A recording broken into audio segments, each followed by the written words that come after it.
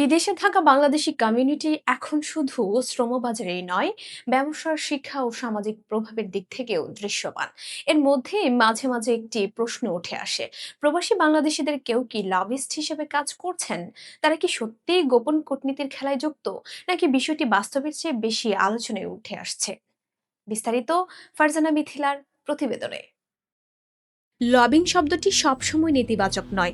অনেক উন্নত দেশে এটি একটি বৈধ প্রক্রিয়া। ব্যবসায়ী, পেশাজীবী বা কমিউনিটি সংগঠন সরকার ও নীতি নির্ধারকদের কাছে নিজেদের দাবি তুলে ধরার প্রক্রিয়া হলো লবিং। নীতি ও সমাজ নিয়ে গবেষণা করা পিউ রিসার্চ সেন্টার এর মতে, অভিবাসী কমিউনিটিগুলো প্রায়ই নিজেদের অধিকার, ভিসা নীতি, শিক্ষা ও ব্যবসার সুযোগ নিয়ে সরকারের সঙ্গে যোগাযোগ করে। এটি সাধারণ ও স্বাভাবিক প্রক্রিয়া। এই দৃষ্টিকোণ থেকে দেখলে প্রবাসী বাংলাদেশিদের মধ্যেও কিছু লবিং কার্যক্রম রয়েছে। বিশেষ করে ইউনাইটেড কিংডম, ইউনাইটেড স্টেটস এবং ইউরোপের কয়েকটি দেশে বাংলাদেশি কমিউনিটি সংগঠন, ব্যবসায়ী গ্রুপ বা পেশাজীবীরা স্থানীয় এমপি, কাউন্সিলর বা কর্মকর্তাদের সঙ্গে নিয়মিত যোগাযোগ রাখেন। এই যোগাযোগের মূল বিষয় হলো ভিসা জটিলতা, ইমিগ্রেশন নীতি, ব্যবসার পরিবেশ এবং কমিউনিটি নিরাপত্তা। অর্থাৎ এখানে লক্ষ্য থাকে নিজেদের কমিউনিটির স্বার্থ রক্ষা করা। কিন্তু গোপন কূটনীতি কথাটা আসলে কোথা থেকে আসছে? বিশ্লেষকদের মতে, কিছু ক্ষেত্রে প্রভাবশালী ব্যক্তি বা গ্রুপের সঙ্গে ঘনিষ্ঠ যোগাযোগ থাকলে সেটিকে বাইরে থেকে গোপন প্রভাব মনে হতে পারে। বিশেষ করে যখন সে যোগাযোগ খোলাখুলি প্রকাশ করা হয় না, তখন সন্দেহ তৈরি হয়। ট্রান্সপারেন্সি ইন্টারন্যাশনাল বলছে, যে কোনো লবিং কার্যক্রম যদি স্বচ্ছ না হয়, তাহলে তা নিয়ে ভুল ধারণা তৈরি হওয়া স্বাভাবিক। মানুষ তখন ভাবতে পারে পেছনে অন্য কিছু হচ্ছে। আরেকটি বিষয় হলো ইনফরমাল নেটওয়ার্ক বা অনানুষ্ঠানিক যোগাযোগ।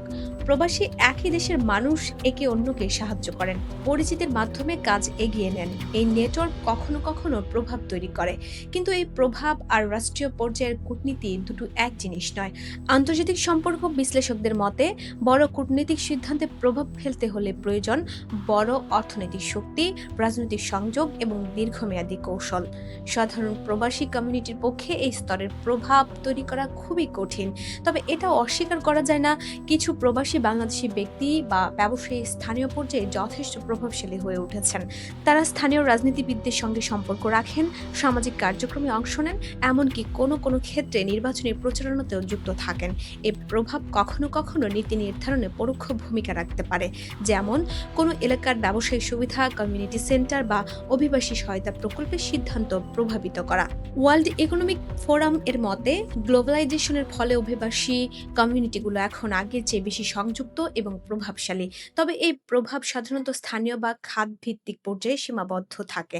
সোশ্যাল মিডিয়াও এখানে বড় ভূমিকা রাখছে। কোনো যোগাযোগের ক্লু বা ছবি ভাইরাল হলে সেটিকে বড় করে দেখানো হয়। এতে অনেক সময় বাস্তবতার চেয়ে ইমেজ বড় হয়ে যায়। প্রবাসী বাংলাদেশিদের অনেকেই বলছেন, তারা মূলত নিজেদের অধিকার, সুযোগ এবং কমিউনিটির উন্নয়ন নিয়ে কাজ করেন। বড় ধরনের গোপন কূটনীতিতে সরাসরি জড়িত থাকার ধারণাকে তারা অতিরঞ্জিত বলেই মনে করেন। সব মিলিয়ে দেখা যাচ্ছে, প্রবাসী বাংলাদেশিদের মধ্যে কিছু লবিং কার্যক্রম আছে, কিছু প্রভাবও রয়েছে, কিন্তু সেটি মূলত বৈধ ও সীমিত পর্যায়ে। গোপন কূটনীতির বড় খেলোয়াড় হিসেবে তাদের উপস্থাপন অনেক ক্ষেত্রে বাস্তবের চেয়ে বেশি বড় করে দেখানো হতে পারে। শেষ পর্যন্ত প্রশ্ন থেকেই যায়, এই প্রভাব ভবিষ্যতে কতটা বাড়বে? বিশ্লেষকদের মতে, শিক্ষা, অর্থনীতি ও সংগঠনের শক্তি বাড়লে প্রবাসী কমিউনিটির প্রভাবও বাড়তে পারে। তবে সেটি কতটা স্বচ্ছ এবং ন্যায্য হবে, সেটাই হবে আসল বিষয়। কারণ প্রভাব থাকাটা সমস্যা নয়, সমস্যা হয় যখন সেটি অদৃশ্য এবং জবাবদিহিতার বাইরে চলে যায়। Voice of Bangla, international desk.